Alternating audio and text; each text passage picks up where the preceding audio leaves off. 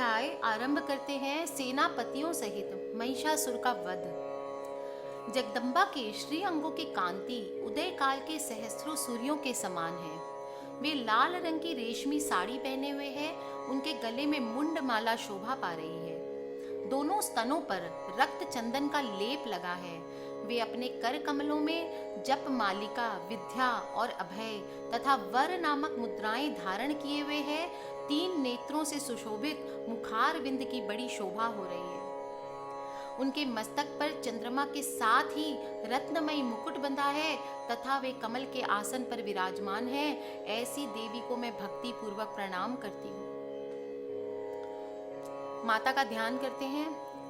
ओम उद्यभानु सहस्रकांति मरुण चौमांग शिरोमालिकां रक्तालिप्त पयोधराम जपवटिं विद्यां भीतिमरम् हस्ताब्जैर्धतिं त्रिनेत्र विलसद्वक्त्रारविन्दश्रियं देवी बद्धिः मांशु रत्नमुकुटां वन्दे विन्दस्ताम्। ओम ऋषिरुवाच। ऋषि कहते हैं, दैत्यों की सेना इस प्रकार तहस नहस होते देख महादैत्य सेनापति चिक्षुर क्रोध में भरकर अंबिका देवी से युद्ध करने के लिए आगे बढ़ा। वह असुर रणभूमि में देवी के ऊपर इस प्रकार बाणों की वर्षा करने लगा जैसे बादल मेरुगिरी के शिखर पर पानी की धार बरसा रहा हो। तब देवी ने अपने बाणों से उसके बाण समूह को अनायास ही काटकर उसके घोड़ों और सारथी को मार डाला। साथ ही उसके धनुष तथा अत्यंत ऊंची ध्वजा को भी तत्काल काट गिराया। धनुष कट जाने पर उसके अंगों को अपने बाणों से बीध डाला। धनुष, रथ, घोड़े और सारथी के नष्ट हो जाने पर वह असुर ढाल और तलवार लेकर देवी की ओर दौड़ा। उसने तीखी धार वाली तलवार से सिंह के मस्तक पर चोट करके देवी की भी बाईं भुजा में बड़े वेग से प्रहार किया। राजन, देवी की बाह पर पहुंचते वह तलवार टूट गई। फिर तो क्रोध से लाल आंखें कर उस राक्षस ने शूल हाथ में ले लिया और उसे उस महादैत्य ने भगवती भद्रकाली के ऊपर चलाया। वह शूल आकाश से गिरते हुए सूर्यमंडल की भांति अपने तेज से प्रज्वलित हो उठा।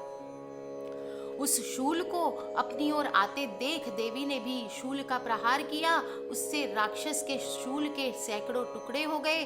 साथ ही महादैत्य चिक्षुर की भी धज्जियां उड़ गई। वह प्राणों से हाथ धो बैठा। महिषासुर के सेनापति उस महापराक्रमी चिक्षुर के मारे जाने पर देवताओं को पीड़ा देने वाले चामर हाथी पर चढ़कर आया। उसने भी देवी के ऊपर शक्ति का प्रहार किया, किंतु जगदम्बा ने उसे अपनी हुंकार से ही आहत एवं निष्प्रभ करके तत्काल पृथ्वी पर गिरा दिया। अब उसने शूल चलाया, किंतु देवी ने भी उसे अपने बाणों द्वारा काट डाला। इतने में ही देवी का सिंह उछलकर हाथी के मस्तक पर चढ़ बैठा और उस दैत्य के साथ खूब जोर लगाकर बाहु युद्ध करने लगा।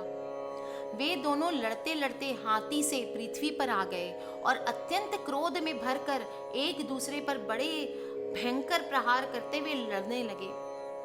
तदनंतर सिंह बड़े वेग से आकाश की ओर उछला और उधर से गिरते समय उसने पंजों की मार से चामर का सिर धड़ से अलग कर दिया।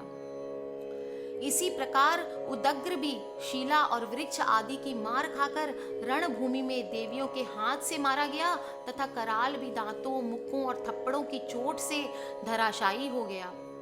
क्रोध में भरी हुई देवी ने गदा की चोट से उद्यत का कचूमर निकाल डाला।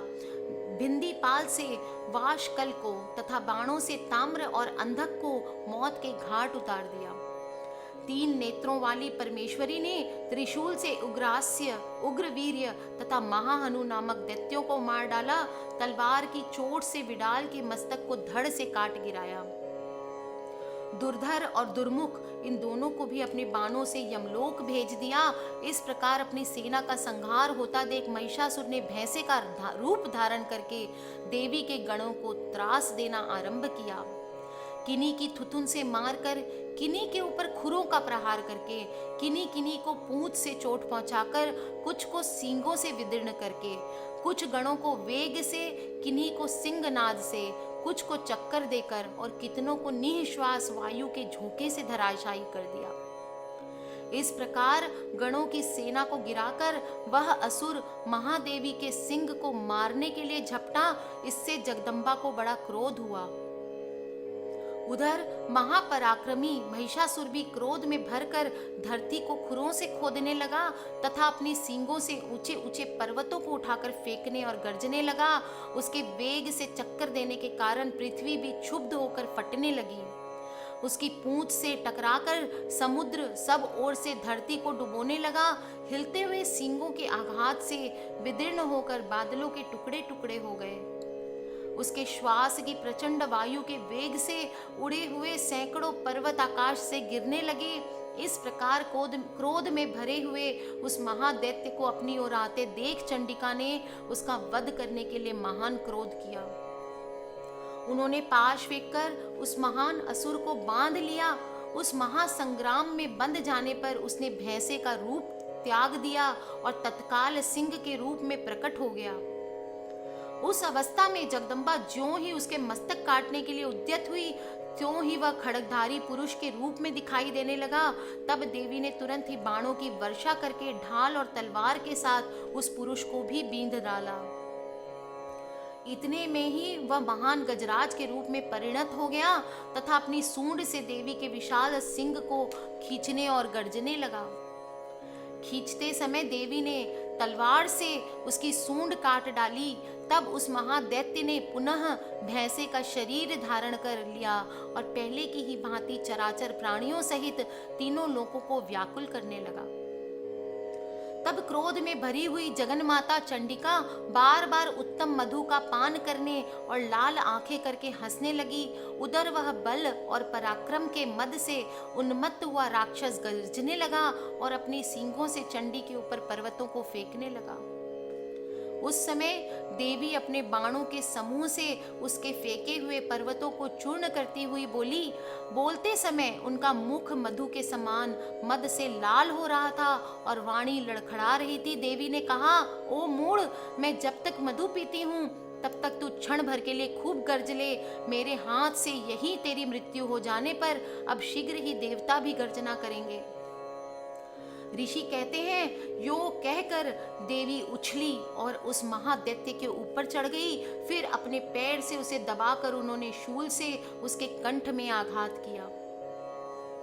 उनके पैर से दबा होने पर भी महिषासुर अपनी मुख से दूसरे रूप में बाहर होने लगा।